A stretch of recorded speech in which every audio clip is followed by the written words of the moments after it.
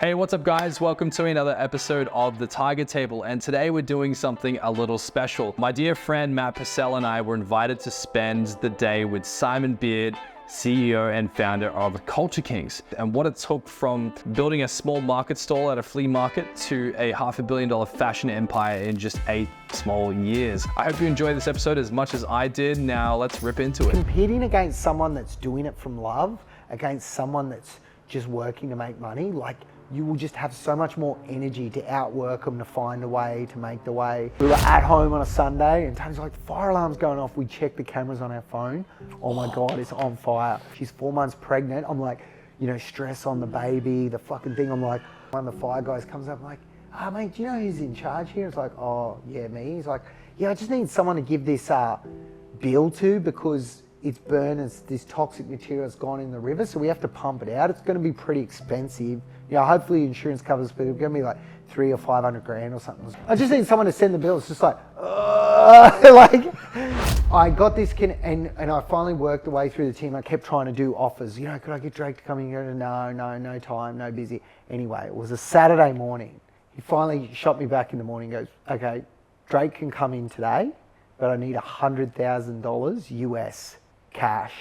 And I was just like, fuck. I don't wanna talk.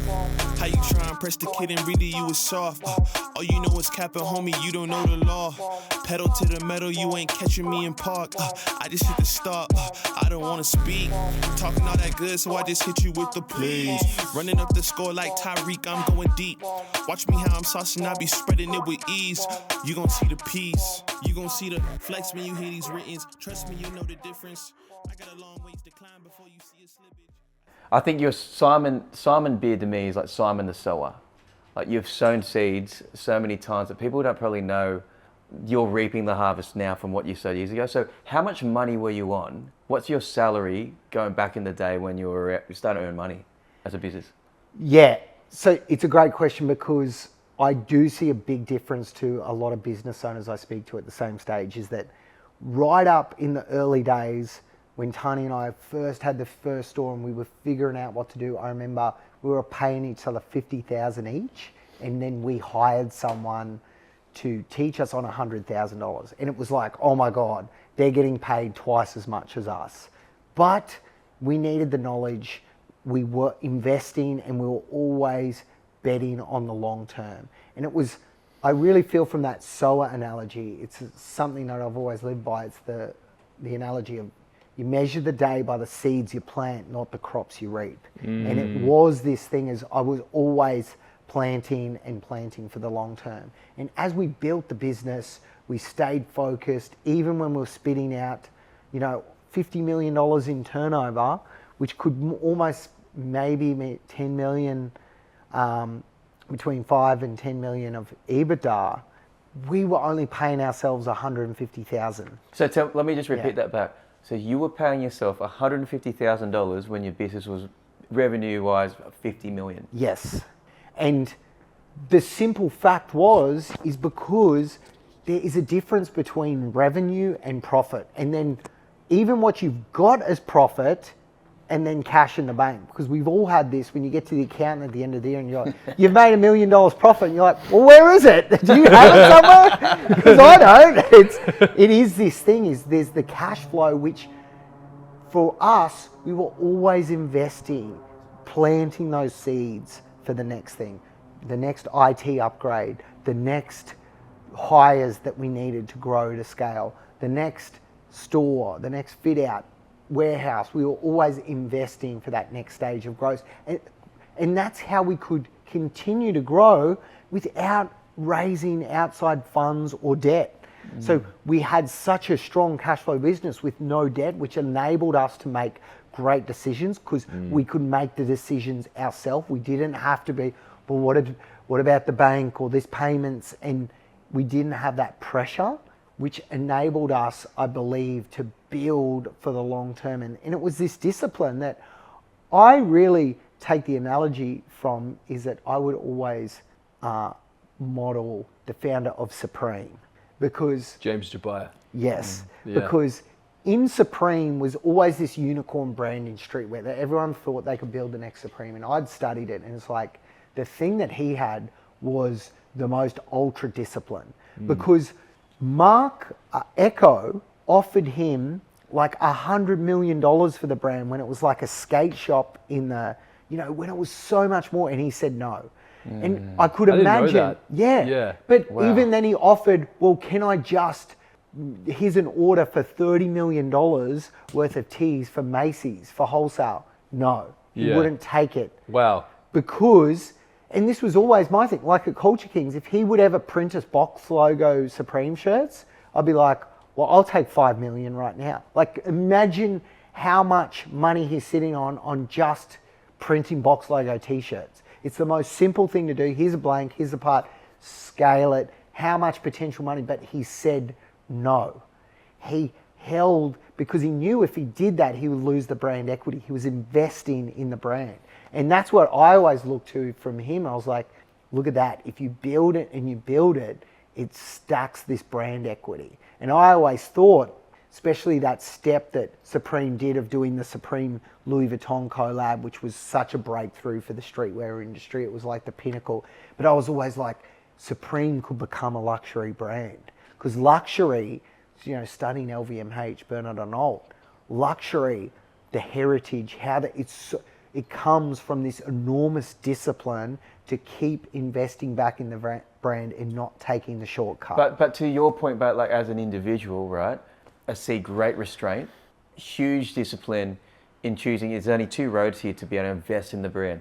Use someone else's money or use my own money, which a lot of people would be like, oh, lifestyle. Okay, I've worked, because so many people can just justify it. I've worked 5 years my ass off. My wife and I have been living off meagre for freaking how many years, and a car can use an upgrade. Let's just pull it out and enjoy it.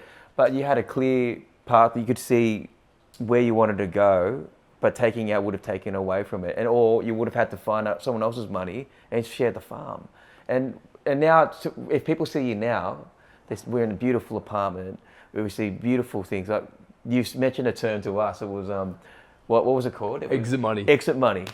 Yeah. Because it is something too where a lot of people could see this, the boat or the cars or the house and be like, oh, well this is, but I'm like, that only came from an exit, from being able to take a huge chunk of money where I've got to that point and I'm like, well, now I don't want to, well, for me, there was this continual chase, well, when will be enough? I'm like, well, now with our family and stuff, let's build the stuff that we want to enjoy. Because you've got a young family, a beautiful wife, and you were working 80, 100-hour weeks every day for years, right? And this even was happening back when you were at the markets. And we've had this conversation where you were saying that you felt like you crammed 20 years of work into 5 years because of your intensity of investment per hour spent. You weren't just meandering through each hour, you were attacking it. Attacking it with forward momentum on that forward center of mass energy every single day of hunting down my outcomes. And that intensity, I feel, crams so much more experience because of the feedback loop of testing, learning, reflecting. I was saying about Ray Dalio's key concept, pain plus reflection equals progress. I think taking those risks, but when you make the mistake, feeling the pain, like some people just skip over it, like, oh, pretend it didn't happen. They avoid reflection? You've got to feel the pain, reflect, well, what did I get wrong? What did I get wrong with my thinking? Was it ego barrier? Was it blind spots? How did I make the wrong decision? Correcting, and then that's the progress. Did you have people jumping in and guiding you at that point? Like, did you have mentors, people you seeked specifically to help you with these challenges? No, a lot of that phase in the early phase was, I never had mentors, I had heroes. People that I would look up to and model, which would say be the Bernard Arnault or Jason Strauss and Noah Tepperberg that's created Tower Group, or Dave Gottman where I got the boat. That creating that revolution they did in nightlife. I always had that vision for streetwear, for retail. It's like, how do we create this revolution of experience which creates this whole margin, creates this whole different business? Yeah. That I had those heroes that I would model from what they did, but I never had this sort of mentor. But I did in 2015 I got an advisory board, and I got this one guy, Peter Hedge, which he was amazing, came from very conservative PwC partner and then went into turnaround business. So he'd been experienced to everything going wrong. And he was such a great counterweight to just pressure test my thinking. And he always says, like, he would give me advice and thing, and I'd just decide and do what I wanted anyway. But I just know I trace back so many steps of, like, he did save me so many arrows in my back that I could see and learn. And he was the key point of us doing the exit and talking the deal. Wow. Because when I got to it, it's this thing. We were killing it out of the back of COVID. We thought, so I wanted to do the deal in 2019 because I was like, you know, we keep building it, we keep doubling down, but at some point we need to take money off the table because it's just not logic from an investment of to have 99.9% of your wealth in one thing. Yep. Yeah. And it's like, okay, it's all, now it's a huge amount, worth hundreds of millions of dollars. Like, okay, we literally have zero apart from this. You know, well, we have our house and that's it. But talking, I was like, okay, we're going to sell half this. The deal sort of, we were originally talking, then COVID hit, we're like, don't worry about it. You know, because COVID, it was about survival, but we were so fast in pivoting, we seized opportunities and our sales skyrocketed because of online, and we were already great because we were 50-50 e-commerce stores before COVID, so we just took over. Yeah. But then we came in the back part and everyone came knocking to do the deal because this was the low interest rates, this was the part. And for me, our EBITDA had gone through the roof. And I remember speaking to Peter, and I was like, there's no way I'd sell, like no way at this point. And he goes this, he said, when you want to sell your business, you won't have, no one will want to buy it. He goes, the perfect time to sell it is when you don't want to sell it. Is because that's when it's actually worth so much. That's when you've actually created the value. And that part, you know, as I stepped back and looked in reflection in my own ego of like, look, this comes in cycles. I've still never diversified any of my wealth. There comes, you know, there's only periods that this can go to. And I was like, okay, let's do it. And we negotiated and he was amazing in negotiating the deal because I could separate myself from it, not get swarmed. And he was great because he was not, this is a lot about selling a business or doing this. Everyone, as soon as you talk about doing the deal, everyone's going to push to get the deal done because they all get paid massive off getting the deal done, even if it's not right. Peter was not aligned. If the deal went through or it didn't, there was no incentive for him. So he could give me that 100% honest, objectivity. Yes. Exactly. That was so magic. And that's when I knew it was the right decision. And as we went through it. Because there was no payoff for him. No payoff. He was like, this is the right thing to do. Yeah. In triangulating that thinking. And it was like, I knew as much as I could feel my immature part of myself being, nah, fuck it, let's go again, bet the farm, you know, let's let it ride. Yeah. And as much as, even when we were talking the deal of like half cash, half in shares, I'm like, should we just get the whole lot in shares? Because this is going on the moon, you know? And it's like, I could see, I can see my older self screaming back at my younger self. It's like, you fucking idiot, listen to Peter. Like you're just, you're not evolved all that way. And it was so right that to is listen. so inspiring. But the discipline to get to that point of altitude that you were at in your business, like you were sharing with Matt and myself, you gave away a Lamborghini before you ever bought one. And I want to say that back to the Simon, so I'm going to call him Simon the Sower as much as I can. You sowed a Lamborghini seed. You've sown the house deposit seeds. And then you've reaped the harvest now because of all of it. You talk about how you're giving away your Lambo. Yeah, well, I've just been a Lamborghini fanatic forever. Like since the first tractor story of Lamborghini, I love the brand and I'd always dreamed and wanted one. I always, you know, looked at the dealership, thought, I could buy one, but I never thought I was ready, and I never felt I truly earned it. And even when we did the deal. And, you know, we dropped the $300 million cash. I'm like, you know, Tony, I get this much to spend on toys. I'm like, finally, I get to go shop. But I still felt like... What was that negotiation before we move on? Yeah. Yeah. Well, that was just part of like, well, this money, you know, we never get to touch it. You never get to bet it or anything. This money is, you know, for all different buckets. But I was like, well, we have to negotiate. You know, I've held off a lot of rewards. I need some trophies in here. So that was. Do you think if you hadn't had Tiny this whole time, maybe there would have been temptation at some point? I definitely think so. Yeah, because I see that temptation of betting the farm of like, you get lost, you know, oh, fuck, get the big table at Vegas, get this. And before you know it, you could buy 200, 300, and then it's like a ripple. Well, I spent 200 grand, what's this here, you know? Yeah. That's where you can justify, yeah. And that's the cool thing, man. It's so rare to hear someone from the rags to riches story that stayed together as a couple and like built a family out of it. And which I love as well, because me and my fiance Ellie have been through that. You know, we're being broke together and we're doing well together. With Tiny, man, you were telling me this funny story about how you try to make her like this mythological creature at Culture Kings back in the early days, and what you would do with the team and how you would create that dynamic between yours and Tiny's energy. Yeah, so I suppose Tiny is not a talker, is a doer. She's very the operations detailed and reliable, and she's just this methodical, disciplined executor, and she's just like, get the fuck out of the way, I'll handle it. Like, she's the perfect, when there's like a fire or people standing around what to do, she's the one that clears everyone out.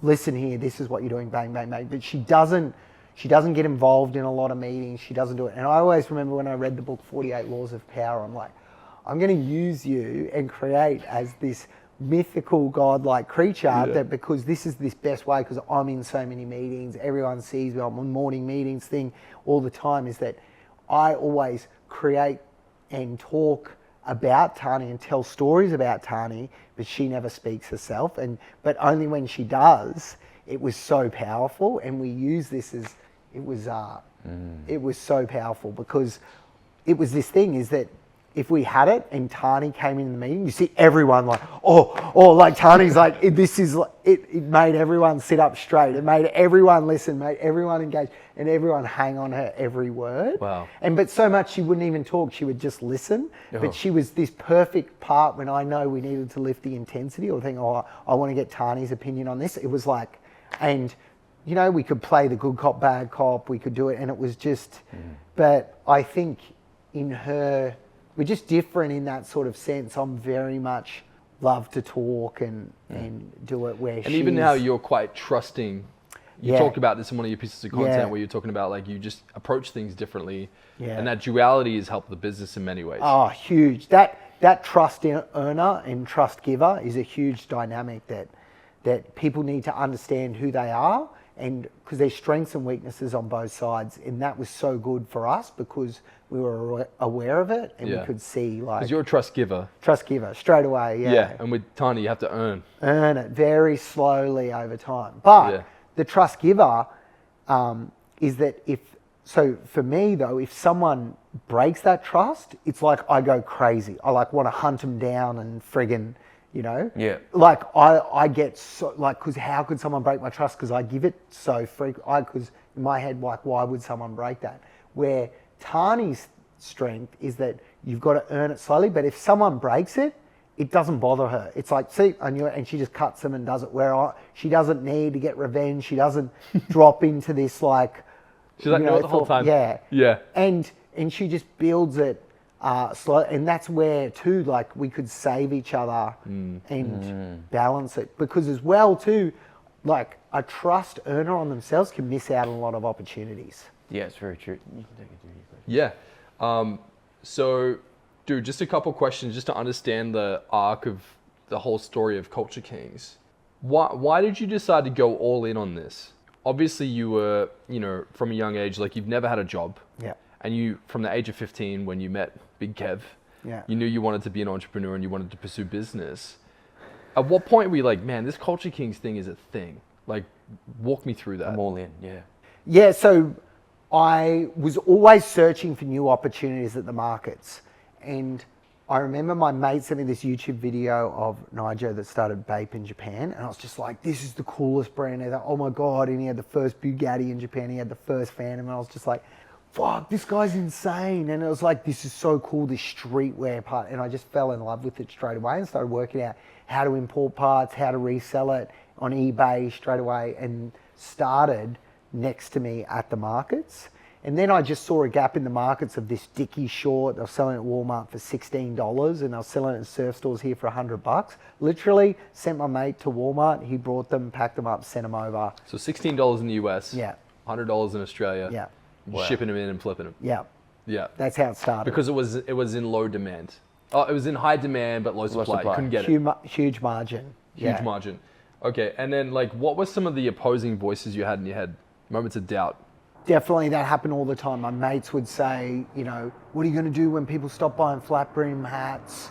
You know, they all thought it was very trend and fatty, but is this a real sort of business? Where I felt I'd learned so much about sales, about connecting emotion to a product, and I always thought for retail, I was like, that product is so easy to sell. I remember standing out the front of a General Pants at Pacific Fair.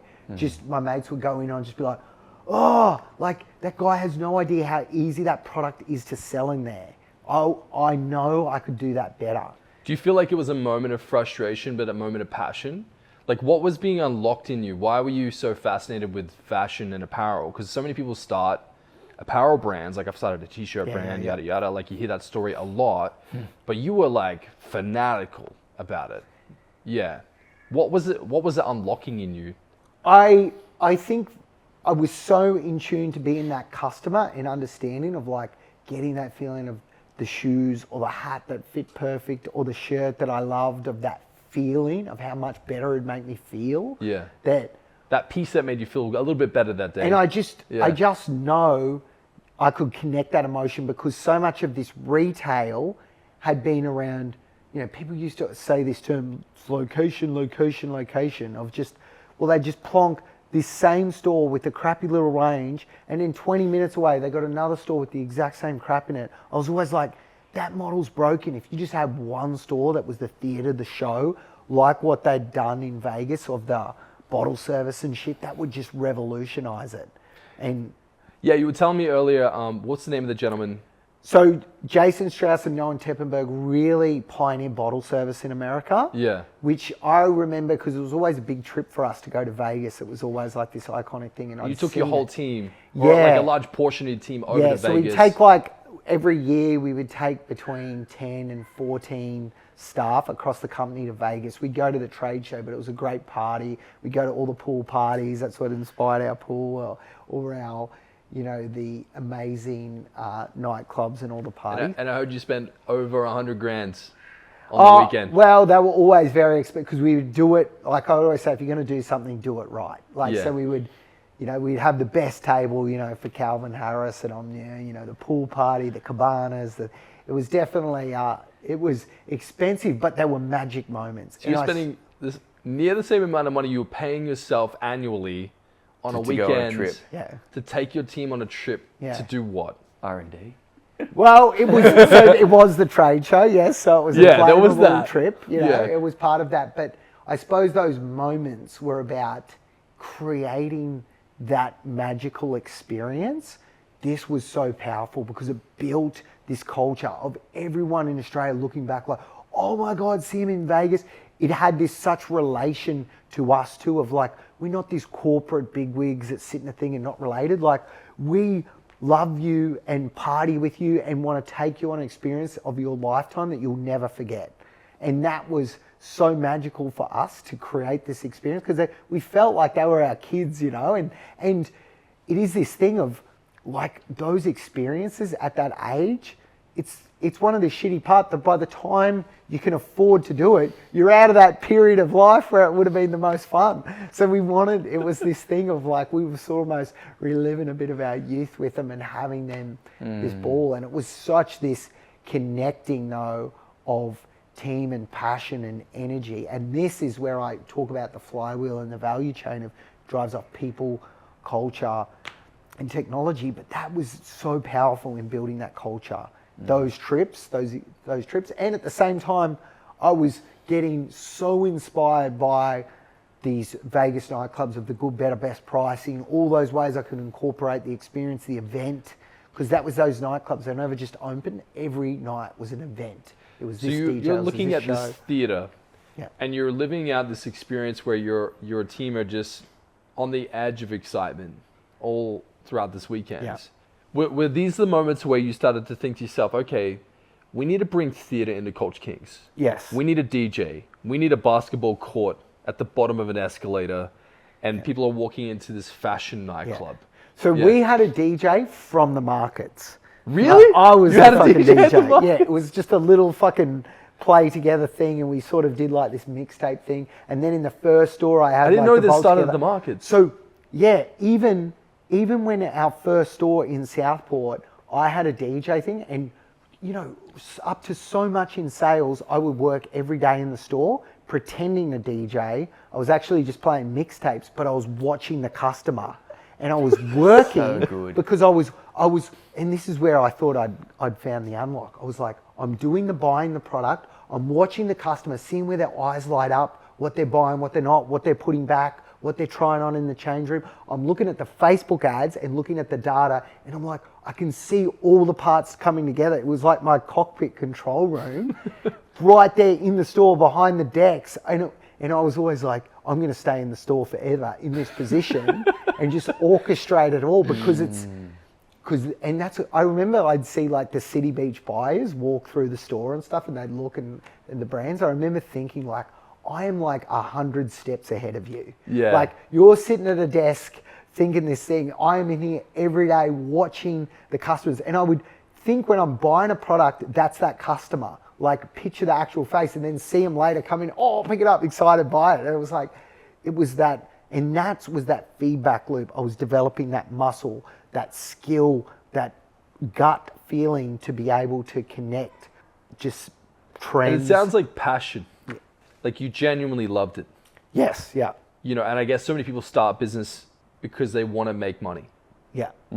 How do you feel about, and I mean, there's no right or wrong, you know, but like, what's the difference for you when you look at starting a business out of passion that excites you versus investing? My more thing is that the energy that you need to be competitive, if you're competing against someone that's doing it from love, against someone that's just working to make money, like you will just have so much more energy to outwork them, to find a way, to make the way.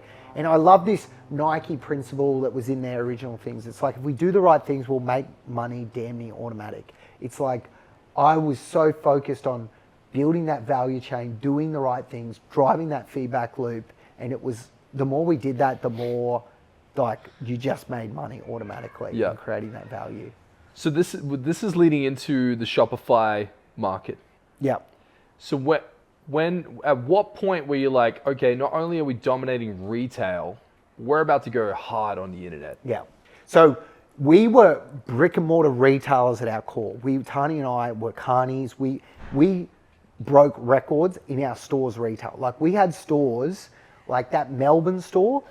The whole deal, I did the first Melbourne store, I did the whole deal for the rent for 200 grand for the year. Day one, we did $100,000. Like 50% of rent for the year, day one. Like it's unfucking heard of, like rent 3%, like 35% EBITDA. The most mind-blowing figures in retail because we dialed conversion, we were retail first.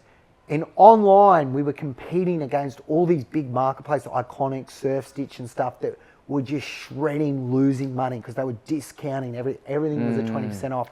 And so our online and Magento and trying to keep it a site, we were losing about $500,000 a year online.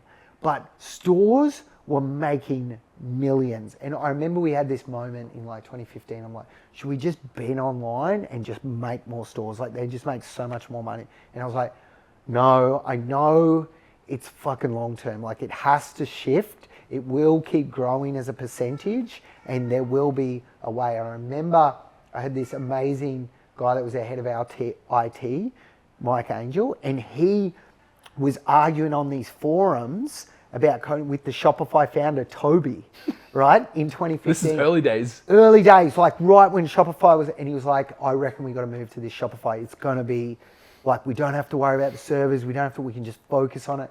Because you guys were doing all your in-house coding, right? Yeah, the Magento to try and keep it up. Absolute disaster. And it was just costing a fortune to run it.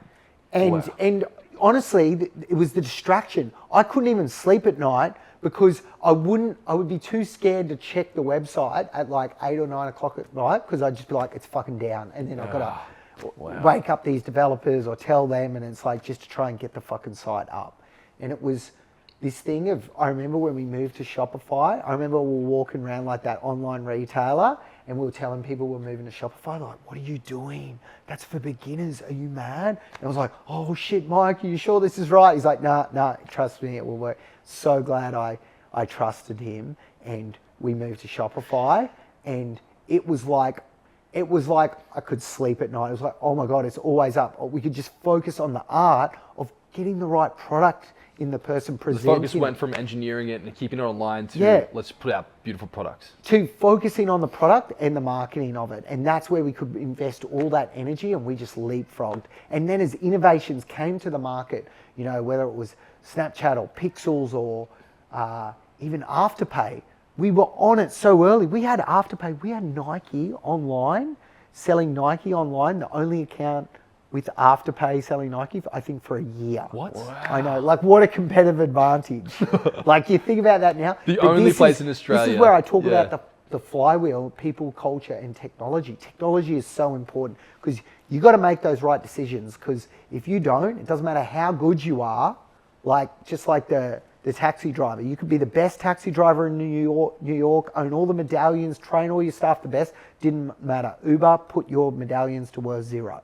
Like, you have to understand technology, and as it shifts, it resets the first principles, and which is the big thing we're in AI right now. It's like, you have to look at objectively and just go, it's reset the first principles, like start again. But what I love about what the risk then, because there's always like Simon betting the farm, is that when everyone's saying don't jump to Shopify, and when the numbers are saying, if you're looking at the numbers, we're losing $500,000, just cut it and put it where it's winning. It makes logical sense at the time. Yes. But that's an example of future proof. Exactly. And you basically said, you know what, if we're still going to be there, because if it goes well, we're going to be the ones who are already there. Yes. First mover advantage. But I'm here also saying that we're taking the risk. And we could lose here. Well, it was that philosophy of like, in 5 years' time, is online going to be way bigger shopping than it is now? And I always thought, if there's this store, I would always say Foot Locker, 90 stores, does 90 million. I'm like, we could have only 8 stores, 1 in each city, and do more online, and which we did, more online and more in stores than they have with 90 stores we did with 8. Wow. And that was the thing, is I could, like, in that 2015, you knew it was coming. It was just such a painful road ahead to get there. Hold the line. And we did, held the line, invested, doubled down, and then as it did, and then COVID was that magic where it just jumped, because we went to 80% online, because obviously the part, but those guys were so much slower to react, and we could just gobble up all those customers, build all that brand equity, and we were on our way. And, you know, it's not always been sunshine and rainbows the whole time. One of the darkest moments you had was when your warehouse burned down. And you weren't sure if you were going to get the money back. Take me into that moment and walk me through it. So we were at home on a Sunday, and Tony's like, the fire alarm's going off. We check the cameras on our phone. Oh my God, it's on fire. So we jump in the car, we go separate. I had to wait for my parents to come. She's already driving. And then I'm like, oh my God, we're calling each other, and I'm like, she's watching it in the car, driving. She's 4 months pregnant. I'm like, you know, stress on the baby, the fucking thing. I'm like, and it's like so fucked up, your mind tries to do. I remember watching it burn, and I'm like, just don't hit that big Jordan delivery. Just go around it, you know? Just go around it. You're like blowing it. Exactly. Anyway, when we got there, it was just completely gone. We lost $10 million, the entire warehouse. So we got there, it's completely gone, and it was just that moment of like, what have we done? We never took any money off the table. We don't have anything. We've got like 100 staff. Where are they going to work? What do we... Just in the warehouse? Across the business. Because what year was this? This was 2017. Wow. And then so we were like, anyway, and even when I was like, just when you talk about things going wrong, I remember just there it was burning. One of the fire guys comes up like, mate, do you know who's in charge here? It's like, oh, yeah, me. He's like, I just need someone to give this bill to, because it's burned and this toxic material has gone in the river, so we have to pump it out. It's going to be pretty expensive. You know, hopefully insurance covers, but it's going to be like $300,000 or $500,000 or something. It's just like, whoa. And it was just like you know, I just need someone to send the bill. It's just like, like, Anyway, I was just like, so we went home that night, and I remember like I was wrestling and I couldn't sleep and just stressed out of my mind. But I'd been really disciplined on my morning routine, like getting up, you know, cold shower, Wim Hof breathing, you know, meditation. And I remember like, I'm just going to get up and I'm going to follow the routine.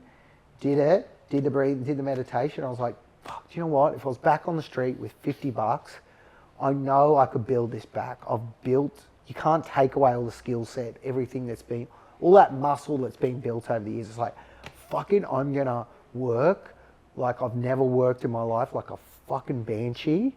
And I've always had this core value at Culture Kings that I've said, whatever happens, fucking use it, right? Something breaks, well, let's turn it into a story that makes it better. Something that, whatever happens, use it. I always give this story to the staff as examples of how to use it. And I'm like, I have to use this as the fucking example. Like, we're gonna fucking come back from this, and whatever happens, we're gonna use this to it. And in that next 3 days, I'd never worked harder in my life. I was like, insane the productivity that was possible. You know, we had a new warehouse within 48 hours, like lease done everything.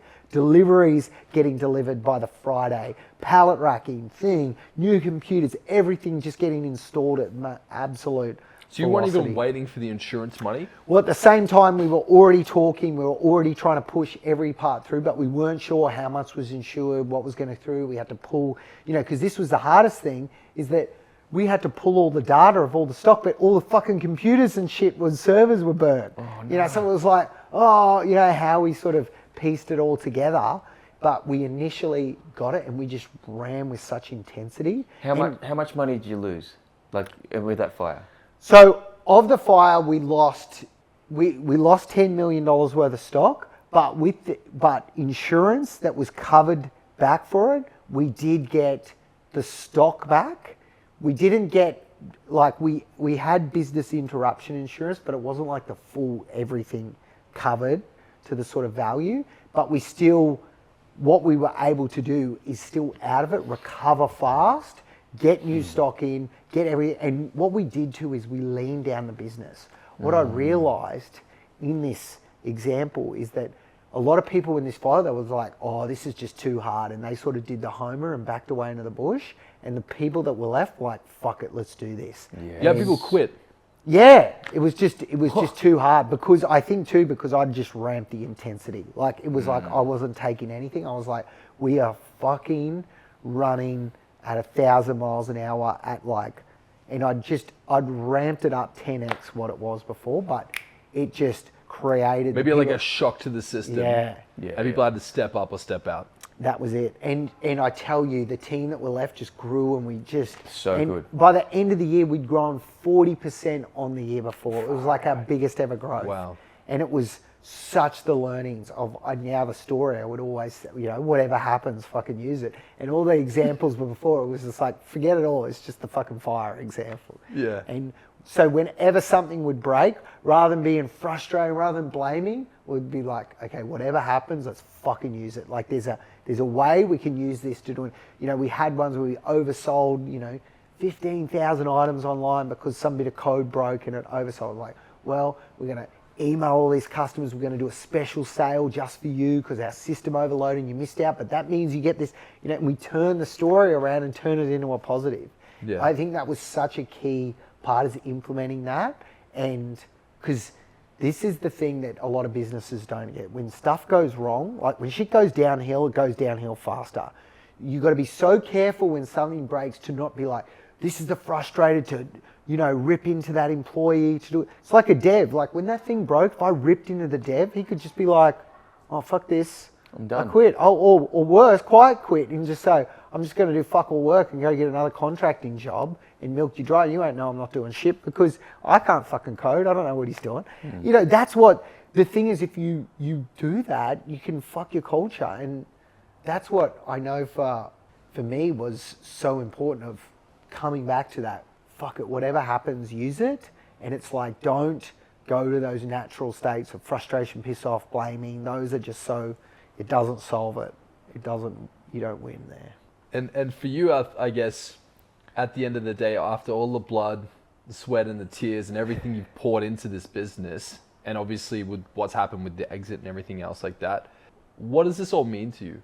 For me, it's this, I really do feel now too of this feeling of freedom, and especially of doing that exit is something too, is that a lot of employees don't understand that entrepreneur part of when you've got all this stuff of, you have this pressure on your neck and it never releases because you're always betting it on and I remember waking up with those sweats of like, you know, I've got 1,000 staff livelihoods depend on me making the right fucking decision.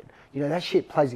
I've got to make $4 million this week to just cover the wage bill. You know, I don't fucking break even until I sell $4 million worth of shit this week. You know, that pressure that can come.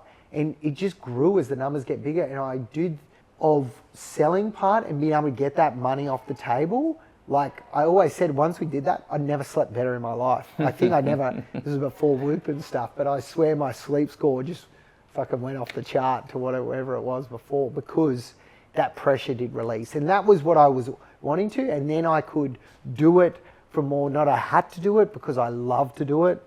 And I could choose what I wanted to do. And as well, if I wanted to make sure I made it for any school assembly or something, there was never this feeling of like, I felt I had no excuse then to not miss it. I de-risked it, and for my family and for all of us to have that level of that true freedom, it was amazing. Like, yeah, all the houses and boats and cars and all that shit, but it's the freedom part of that was really magical. But your story too, Simon, is this, when I hear your story, is you're a creator and you design something and you took elements of Vegas and took elements of this and you took elements of this culture and you put it all together and it became this thing, and you sowed seeds and you reaped the harvest from it. And a lot of that word creator gets put into the junk drawer of you're a musician, yeah, you're a graphic designer, you're a brandist, but you're a creator. This whole story is around this. Yeah, because I would definitely see that, like, you know, when we're building a new store, I'd walk into the empty space and it was like, I could see it come alive. I could see this is where the DJ, this is where the shoe wall, this is going to be the sharpshooter and the celebration. I could vision it, and it was such a euphoric feeling of that opening day of seeing it. It was like, this was in my head and now it's fucking real. You know, that is still the most thing that I will still continue to chase, that creation, envision it and making it real of entrepreneur. And there's nothing better than backing it when people don't see it too. You know, when people are like, oh, what are you doing? This is the thing. And it's like, I remember when we leased that Fletcher Jones building in Melbourne, way down on the corner. I remember it was huge risk, way off the beaten path. That was the one I did the deal of 200 grand rent, super cheap. But I knew, I was like, but we'll build it and they will come and we'll spend it on Facebook ads. I remember, you know, no one, like the real estate agent was like, you sure we want to take everyone? Even when I got the staff there for the first day and I was training them, and they're like, oh, we're so excited, Culture Kings. So where's the store going to be? I'm like, here. And they're like, all the way down here. And I was just like, oh, and Tony's like, what have you done? I'm like, nah, fucking trust me. They will walk down here. We will fucking advertise. We'll make the hype. And it was like, that store did, fucking $10 million its first year on 200 grand rent, 2%. Insane. Yeah. I was there when it opened. Oh, really? And everyone was talking about it. There's a store under the ground and you have to go down. Oh, wait, you're talking about the Brisbane one. This was Melbourne. Oh, Melbourne, sorry. Fletcher but I remember Jones. when you opened, like the thing with Culture Kings is it had this like theatrical cultural hook in the youth.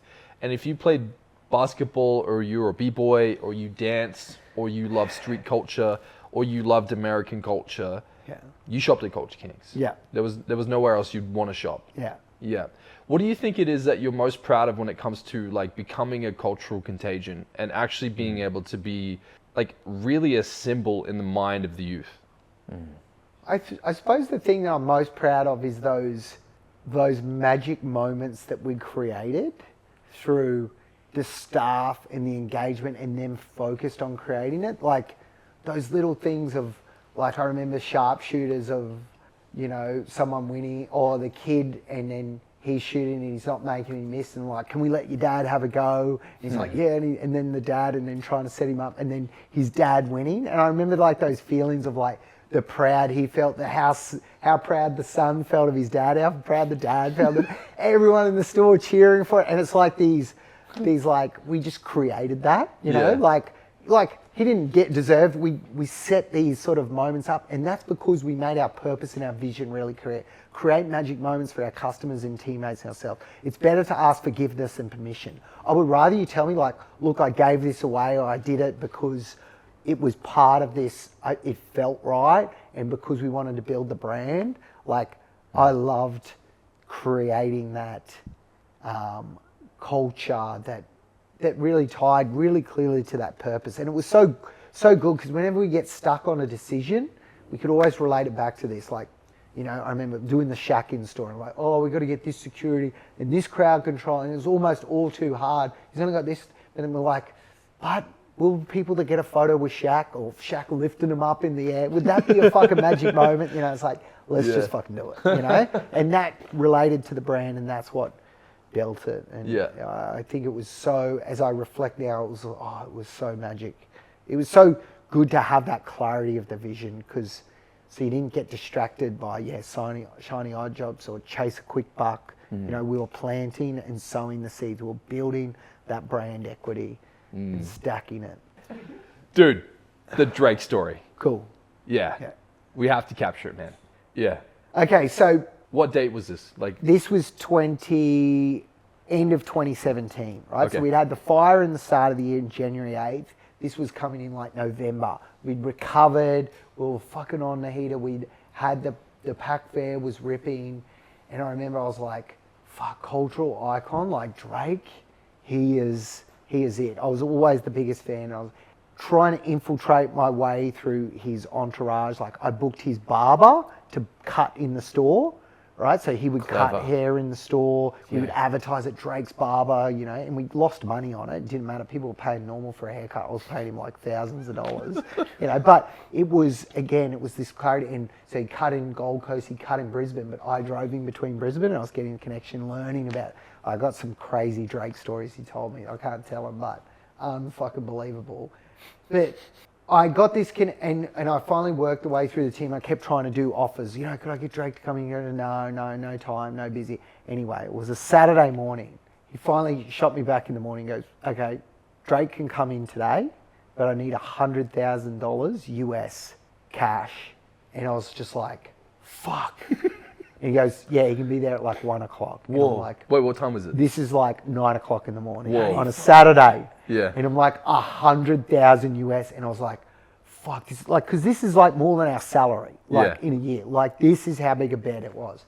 And I was just like, and because it's cash, I can't even claim it, right? You and Tony paying each other $50K each a year. Oh, no, this was, we were bigger than, we were probably paying 150. Right. But this is 100,000 US. So it's like, it's like 160, 180 Australian.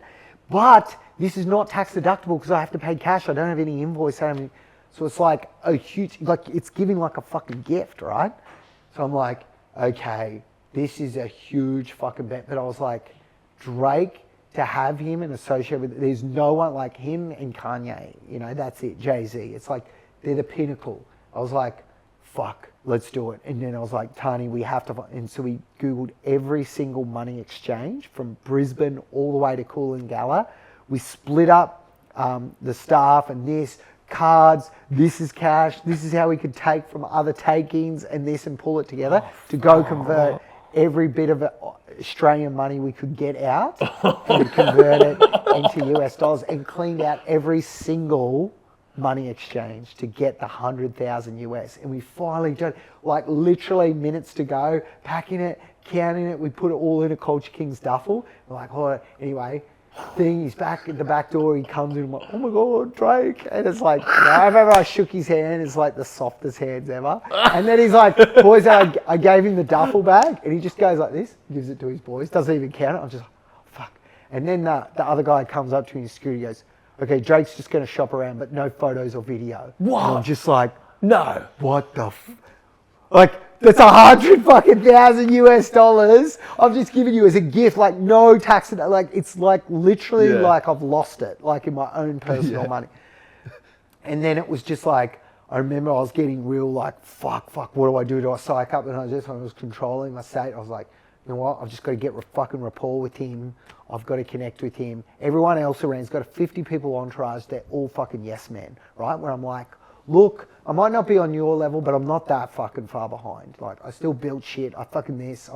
And I went straight up to him like, great, you know, man, I love the concert. You know, really gave specific feedback on the concert. It was amazing, the balls, how you did that, balance. Yeah, we had to turn all the aircon off to be able to do it so they didn't hit each other. That's why it was such a hot show. It was like... So the way you built rapport with Drake was by being ultra specific about something that was important to him? Specific compliments about him that showed that I know what I was talking about. They weren't just attaboy ones, specific general ones that he could tell I connected, I understand, I could recognize detail that he would connect with.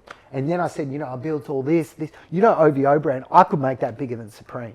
It's like, whoa, that's worth $1 billion. You know, if you're fucking Drake, like if you play your cards right, you build that right team around that, iconic stores around the world, Japan, do this. Like, why can't it? It's like for like with Supreme, you know, look at the Supreme private equity deal. This was like when the first part sold, I think it was like $1 billion valuation. It was like, and I remember straight away that got his attention. And I could develop and build the rapport and, you know, spoke all about clothing, apparel, how it works, this, Nike brands, this Adidas deal, you know, and it was really sort of good. And then, yeah, we got to it. And then oh, Drake, I just want to get a photo, just you and me and my wife. Yeah, sure, no problem, bang, you know. Oh, yeah, just with the staff jump in. Oh, yeah, could you just do a drop and say, oh, yeah, I'm at Culture Kings in Brisbane? Yeah, what up, I'm Drake at Culture Kings in Brisbane. As soon as they did it, it was like, oh, cool, see you. We went out the back, and I was just with Jake, and I'm like, put that memory card very gently into the computer. Do not fucking break that. Like, and carrying it like this. Like, and what came of that? So it was so fucking powerful because we could use that in the drop in our hype reel, which was our initial touch point for anyone first experiencing the brand. It was just this, people are saying Culture Kings, all these different celebs to plant the seed, right? It wasn't trying to push and do 20% off. It's just to be like, what the fuck's Culture Kings? And pull rather than push. Because I remember being a kid seeing these ads. Yeah. Because I saw the Drake ad, and it was like Justin Bieber, Drake, Snoop Dogg, and I was like, it's credibility. I have to shop there. Yeah. That's insane. Yeah. And so it was a risk. You know, I took the risk. I bet it. You know, and that was the thing. If I didn't get rapport, if I didn't get it, I would have spent 100 and not got anything. Yeah. You know, not even got a sneaky fucking phone camera photo. Right. So you basically put, let's just say, arguably 200 grand and spend a whole day trying to make this happen.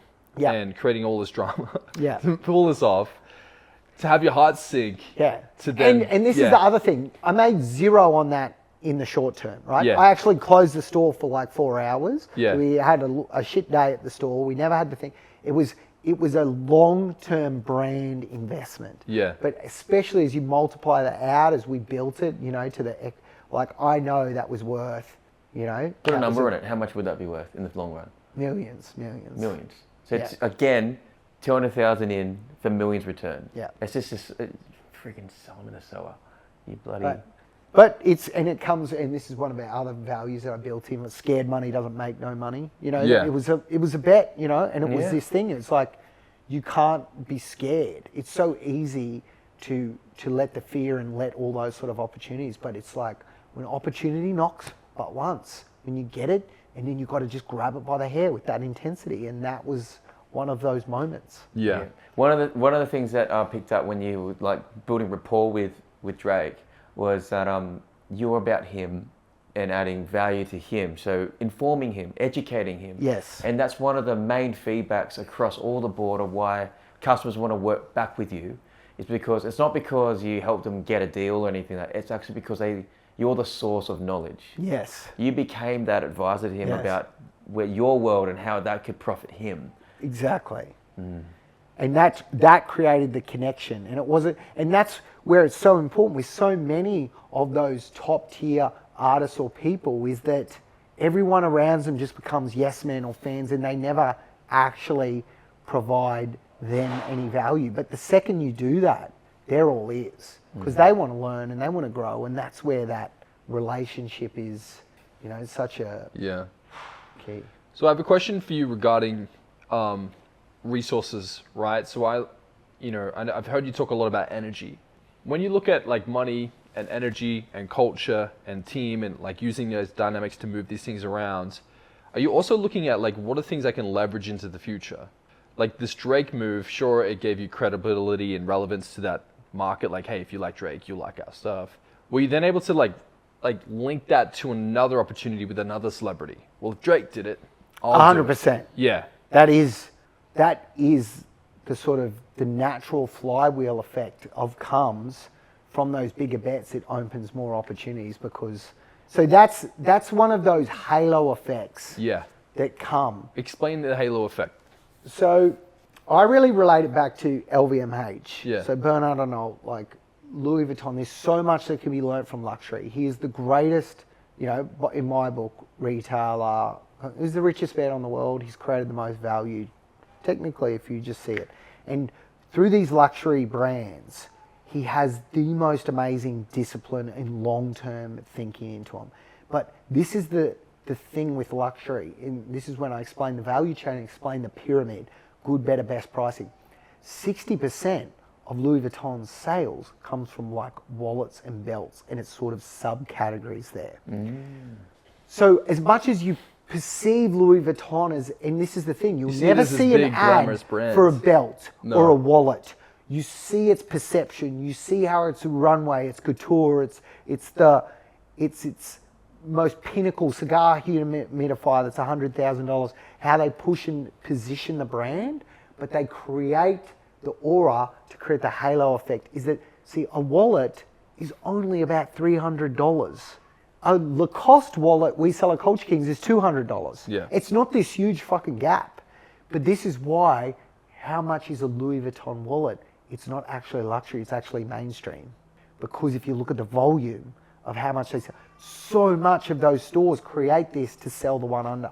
And this is the red handbag to sell the back, how you can position to sell the one under, you know, this is like all the online guys about this tiered pricing and how they created relates to it. But luxury brands and how he just invests and builds in the brands is what, and he's like a private equity firm that never sells it, which means that's why he makes all the best decisions, because it's not about how do I pump this up to flog it off, how do I do this, it's always about how do I just continue and carry this legacy that it is. And that's what I really believe is these great luxury brands in studying it. So how did you inject that into Culture Kings? Like, what do you think were the things that made that happen and made Culture Kings so successful? Like, how were you able to bring that across?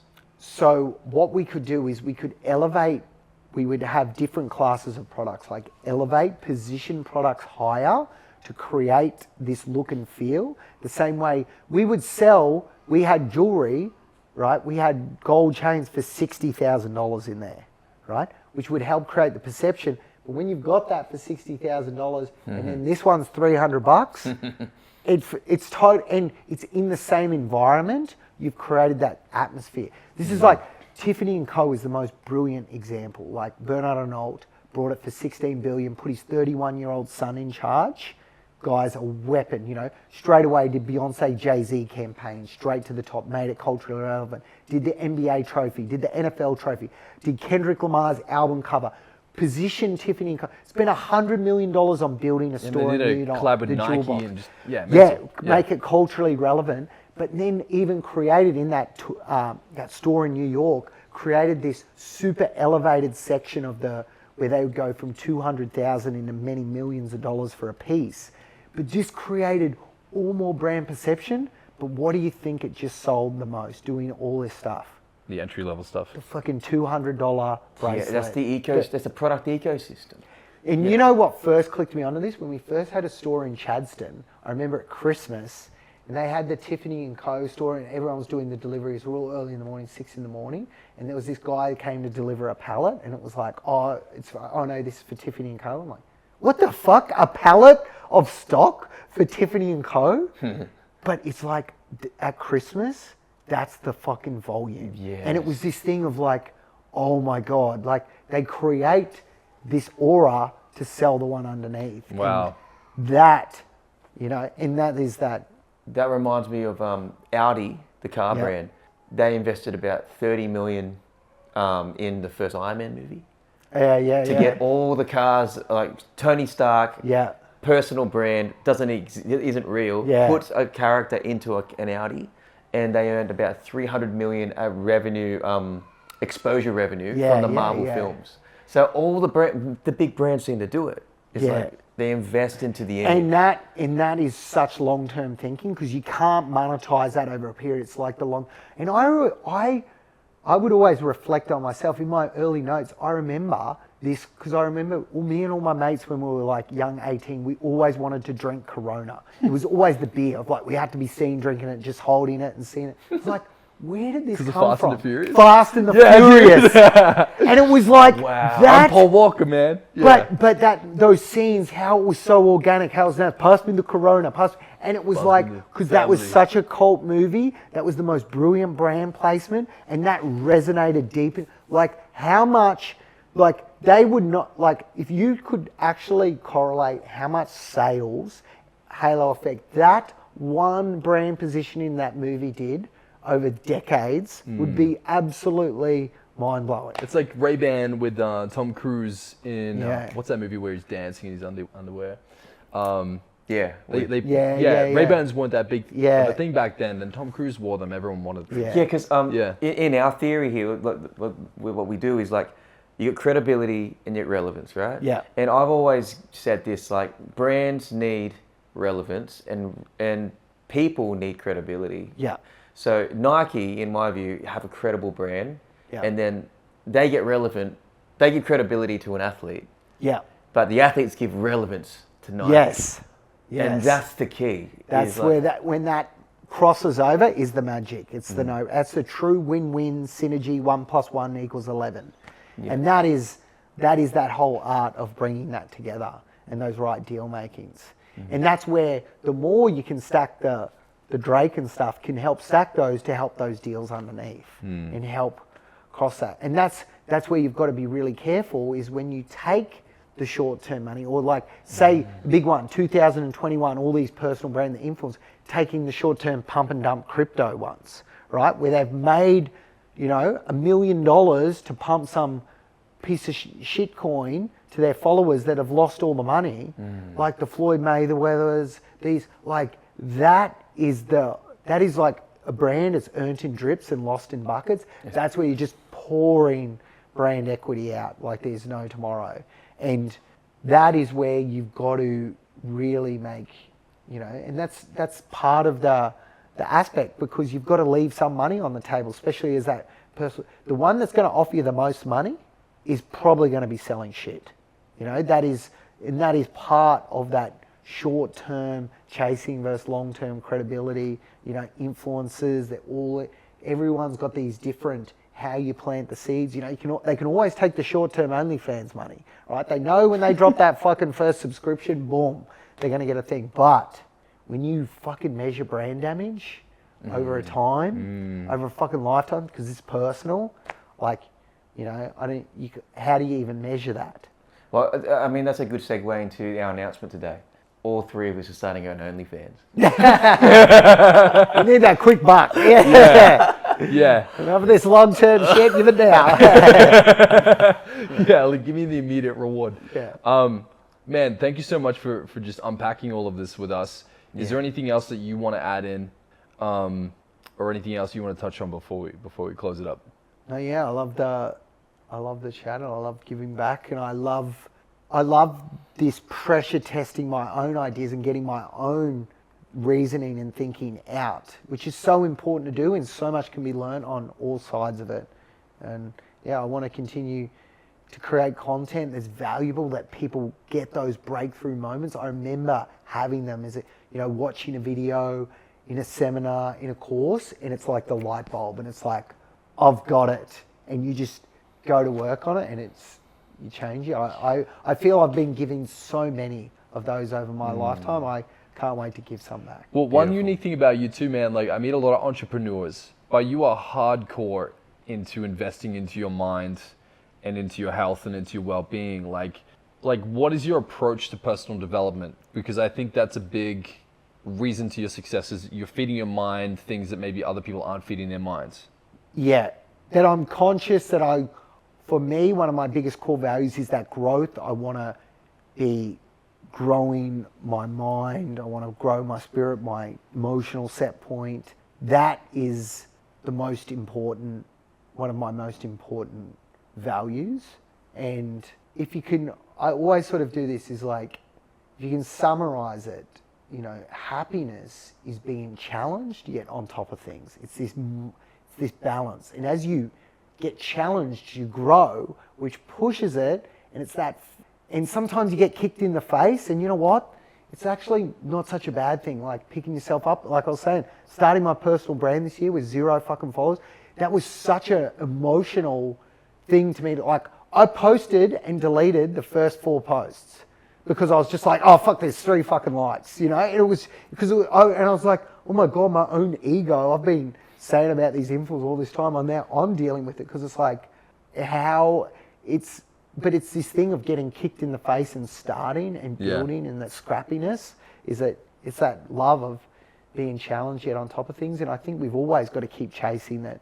And as we grow and challenge ourselves, we just stretch that little bit, and you take on the next thing and piece that next part together. And it's just a journey over. Yeah. Well, man, I've been watching your content and you're killing it. And you're getting insane views on TikTok and Instagram, and you know, I can see the traction happening in your content. What's next for you, man? Like, what's your next horizon? Obviously, you've, you know, crushed it in the retail fashion space. What's your next pursuit? For me, I'm creating the space to be able to seize opportunities. The problem at this thing is you get opportunities everywhere, and I see, oh my God, I could do this, I could fix that, I could do that. For me, it is about creating the right framework and the right space, the right team, the right structure to be able to seize the opportunities. And I still feel though the opportunities are going to be even greater in the next 6 months.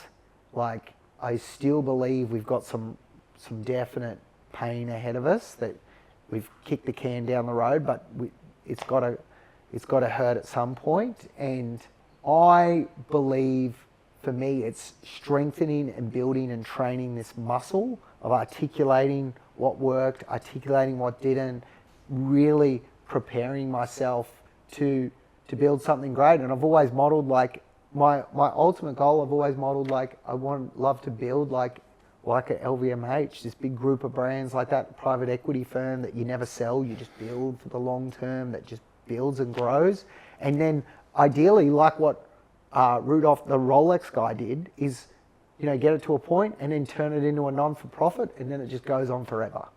You know, that is I believe, like, I always hope Bernard Arnault does that with LVMH, because that would be the ultimate trump card of, like, you know, he can still put his family that can make decisions, but like, no one needs $200 billion fucking dollars, but $200 fucking billion as a not-for-profit, that thing can change the fucking world. That thing could never be stopped then. That would just keep going and evolving, like the Rolex. And they can, because they can play such brand, they can leave so much money on the table, they can create so much. Like, that's the sort of, that's the ultimate goal of really off Bernard Arnault, and like the Rolex story of building it to a point and flipping it to a not-for-profit that's creating something that's like eternal, really. Do you still have a heart for fashion? Yeah. I still have a definitely for fashion, but for fashion for me was this representation of sport, music, fashion, pop culture. It was all sort of mixing it together. Right. Like, that's where, in that feeling. But I do have lots of other passions now. I'm super into, you know, health and longevity. How do I optimize my state? How do I get the best energy out of my highest productivity? How do I, you know, so I can have the most energy to play with my kids and, you know, still be better snowboarder than when he's like 15. I know my son's going to be a weapon. And I'm like, well, I'm going to be like hitting backflips in the park, you know, to keep up with him. But I want to really push that level too, and bring it all together somehow. I haven't figured out but it's like, it's all these chess moves, 12-piece chess moves. You just got to think of them and plant the seeds, and they'll come off. Simon, thank you so much for taking us on your boat and giving us beers and platters of food and cheese. No. Treating us like Greek gods, and then allowing us to spend time with you in your house. And I know tomorrow you have this insane air show right here. Yeah, it's going to be fun. And, bringing some friends and everything else. So just thank you so much, man, for just sharing your energy and your time with us. I learned a tremendous amount today, and I feel inspired, man, as does Matt. No, thank you. Thanks so much. It's been great.